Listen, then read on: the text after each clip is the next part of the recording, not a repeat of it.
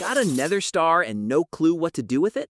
Time to build a beacon and unlock real powers like Speed 2, Haste 2, and Instant Regen. I'm APKAFE, and today I'll show you how to craft, power, and master beacons, from pyramid math to dual beacon quarries and Elytra launch pads. All clean schematics and tools are in the description. Grab your obsidian and let's blast that beam sky high. Start with the shiny bits. You only need 3 items to craft the beacon block itself. That nether star you risk your life for, plus 5 glass and 3 obsidian. Glass goes across the top row, obsidian forms a little T-shape below, and the star drops right into the middle of the grid. Press craft and you'll hear that satisfying chime. Now the real work begins, because a lone beacon without a pyramid behaves like a decorative paperweight. Mojang coded the beacon so it scans a square 11 by 11 directly beneath, looking for an unbroken pyramid made entirely of iron, gold, emerald, diamond, or netherite blocks. Yes, solid blocks, not ore, and no mixing stone or dirt inside. The pyramid can be 1, 2, 3, or 4 layers tall. Each extra layer unlocks stronger effects and greater range. Minimum size is a 3 by 3 plate. Maximum size is a 9 by 9 base with successively smaller layers stacked on top, totaling 164 blocks of metal. You think that's expensive? Totally. But the final version pushes you. And then you're going to go all the way up until there's a center point. Same thing goes. Secondary regeneration on top of primary effects. Java and Bedrock share identical numbers after the 1.20 parity patch, so no more version confusion. Let me tell you a quick story. I once tried to mine every ingot for a full beacon with Fortune 3 pick and optimism. 12 hours later, I had enough iron for 1 corner. There is a smarter way. If you have a simple iron farm, zombie scaring a villager, water push, lava blade, you'll rack up 320 iron ingots per hour. Convert them into blocks, and about 6 hours later, you're holding that magic count of 164 blocks. Compare that to mining. Even with efficiency 5, you'll average maybe 3 iron ore per minute once you factor in travel and smelting. Gold beacon sounds luxurious, but piglin bartering flips the math. A single bartering hall with 4 piglins eats a stack of gold nuggets every 5 seconds, and sometimes spits 2 back. But you still need gold blocks to feed the bartering loop, so iron remains the practical choice. Diamonds? Fun for screenshots, but unless you're packing a Silk Touch Mega Drill and an ore duplicator mod, keep those gems for armor. Netherite beacon is bragging rights only. You'd need almost 600 ingots, which equals 23,000 ancient debris. If you pull that off in survival, tweet me. I'll pin your world seed for eternity. Picture the pyramid complete. Beacon placed on the top block, but nothing happens. Common error number 1. You forgot to make the layers perfectly centered. Check that each tier matches the next by an equal border. Once symmetry is locked, the beacon ignites with that iconic whoosh and shoots a pure white laser into the sky. Right-click the beacon and an interface pops up. The left column offers primary powers: speed, haste, resistance, jump boost, strength, while the bottom row shows secondary powers, which unlock solely on a 4-layer pyramid. Many players drop a diamond in the payment slot and press check. That works, but you're burning diamonds every time you switch from haste to speed. Here's the smarter move. Use iron, because any of the 5 metals work, and iron is practically free after the farm kicks in.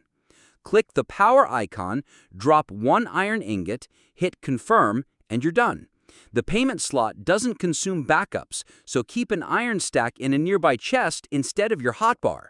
When you need haste for quarrying, speed for nether transportation, or resistance for a raid, just swap the box, pay 1 iron, close the menu, and the beam instantly cycles colors to match the new effect. Anyone building a megabase campus eventually digs a hole to bedrock. Dual beacons are your best friend. If you place 2 beacons 4 blocks apart on the same pyramid top with double 4-layer foundations beneath, each beacon can deliver independent effects within the same range. Activate Haste 2 on Beacon 1 and Speed 1 on Beacon 2. Drink coffee, real coffee, in your chair and watch Deep Slate crumble like netherrack under Efficiency 5 plus Haste 2. You're swinging 12 blocks per second, and your inventory fills with ores faster than hoppers unload them.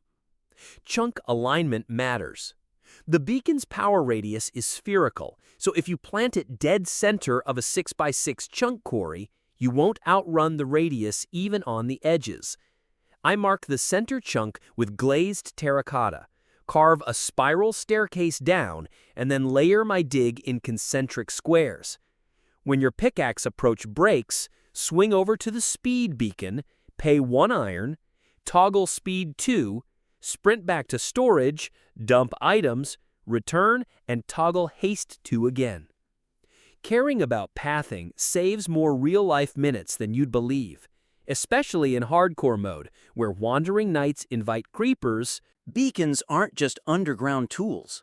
Place one on a 3x3 iron slab 10 blocks above sea level, facing open sky, and activate Jump Boost 2 as primary, Speed 2 as secondary. Build a honey block runway 10 blocks long leading off a cliff.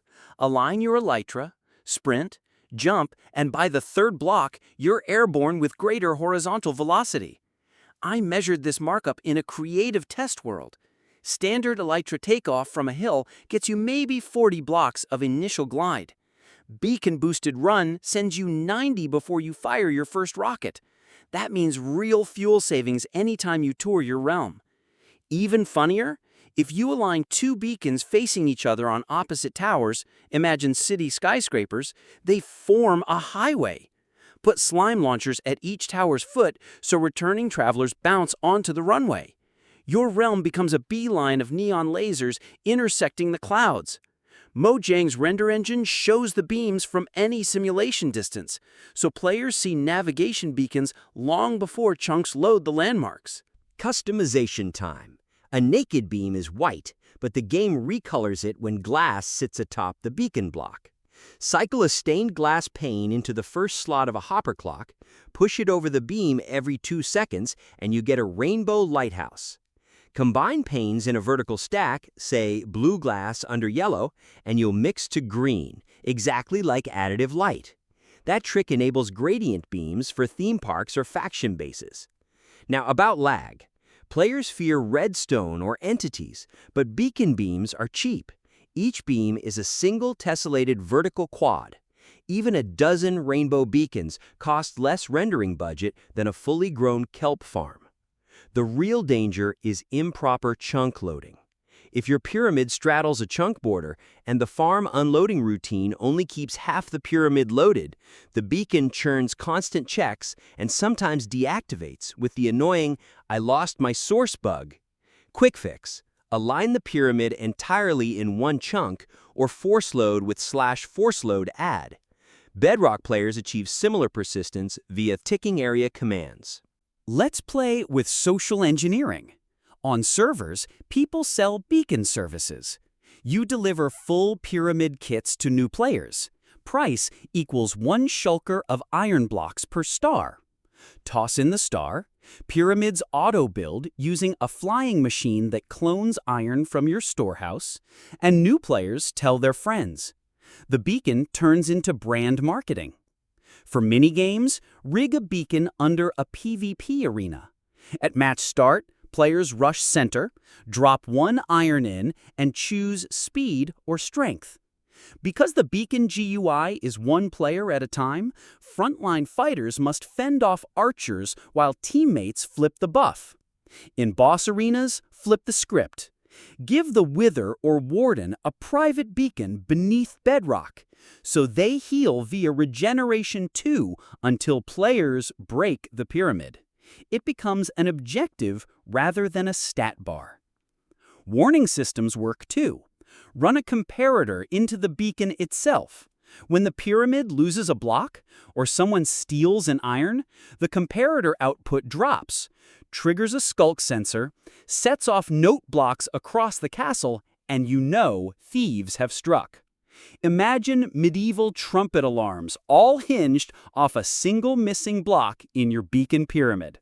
We began with a single nether-star, 3 obsidian, and 5 glass, and we've turned that tiny token into quarry-level haste, Elytra highways, rainbow lighthouses, PvP power-ups, and economic ventures. Beacons are more than bragging rights, they're real infrastructure. They shape how fast you mine, how quickly you travel, and even how your multiplayer friends interact with the world. Next time you see that wither skeleton skull drop on the fortress bridge, remember you're 1/3 of the way to a laser that literally bends survival rules in your favor. In the description you'll find 1. My beacon budget spreadsheet that calculates exactly how many iron farms you need to hit full pyramid in 2 real-time days. 2. A Litematic file for a dual-Haste beacon quarry rig. And 3. A datapack that lets you toggle beacon colors with a simple chat command instead of glass panes. All scans safe, no malicious NBT. Now, I want to witness your creativity. Build a structure or machine where the beacon isn't an afterthought, but the star of the show. Maybe a spiral beam staircase, maybe a 4-beam RGB disco floor, perhaps a vertical mob sorter that teleports slimes via regen pulses. Record a short clip or snap a screenshot and tag #BeaconBoss on Twitter. I'll highlight the wildest design next episode. If this guide brightened your world, smash that like. For weekly refills of Redstone Espresso, strike subscribe and hammer the bell. Comments are open, so if your beacon won't light or your pyramid glitches after chunk unload, drop the issue and I'll troubleshoot.